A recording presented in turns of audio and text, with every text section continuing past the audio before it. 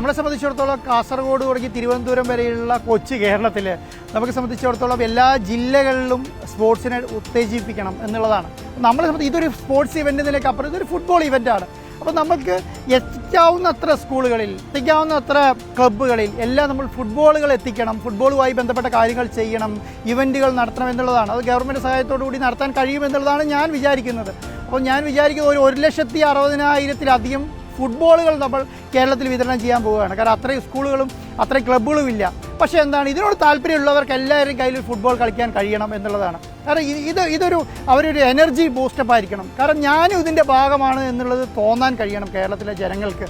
കാരണം ഇതൊരു ചാനൽ നടത്തുന്ന പരിപാടിയല്ല, ഇതൊരു ഗവൺമെൻറ് മാത്രം നടത്തുന്ന പരിപാടിയല്ല, കേരളത്തിന് ഉത്സവമാണ്. അപ്പം ഞാൻ എപ്പോഴും മറ്റുള്ള ചാനലുകളൊക്കെ പറയുന്ന കാര്യം എന്ന് പറയുന്നത് ഇത് റിപ്പോർട്ടർ ടിവിയുടെ പരിപാടിയായിട്ട് അതിനെ കാണരുത്. കാരണം എന്താണ്, ഇത് കേരളത്തിലെ ജനങ്ങൾക്ക് വേണ്ടി ചെയ്യുന്ന ഒരു പരിപാടിയായിട്ട് ഇതിനെ കാണണം.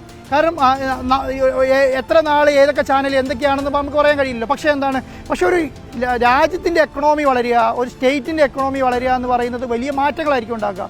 അപ്പോൾ അതിന് വേണ്ട കാസർഗോഡ് തുടങ്ങി തിരുവനന്തപുരം വരെ എല്ലാ സ്പോർട്സ് ക്ലബ്ബുകളെ, എല്ലാ സ്കൂളുകളിലെ എല്ലാ സംവിധാനങ്ങളും, സ്പോർട്സുമായി ഫുട്ബോളുമായി ബന്ധപ്പെട്ട എല്ലാ സംവിധാനങ്ങളും ഉത്തേജിപ്പിക്കാനുള്ള ഒരു പ്രവർത്തനം നമ്മൾ ഈ വരുന്ന ഒരു മാസമായിട്ട് നടത്തുമെന്നുള്ളതാണ്. അപ്പോൾ അതിൻ്റെ റോഡ് ഷോകളുണ്ട്, അതുപോലെ തന്നെ വലിയ കട്ടൗട്ടുകളുണ്ട്, ബലൂണുകളുണ്ട്, അതുപോലെ തന്നെ നമ്മൾ ആർട്ട് വർക്കുകളുണ്ട്, അതുപോലെ തന്നെ സാൻഡ് ആർട്ടുകളുണ്ട്, അതുപോലെ ഏറ്റവും ലോകകപ്പിന് വേണ്ടി നമ്മൾ ഗിന്നസ് വേൾഡ് റെക്കോർഡ് കിട്ടാൻ പാകത്തിനുള്ള ഫുട്ബോൾ ജഗ്ലിങ്ങൾ നമ്മൾ പ്ലാൻ ചെയ്യുന്നുണ്ട്.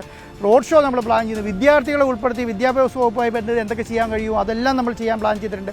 ഒരു വലിയ പ്ലാൻ നമ്മുടെ മുന്നിൽ ഈ പറയുന്ന 30 ദിവസത്തേക്കുണ്ട് എന്നുള്ളതാണ്.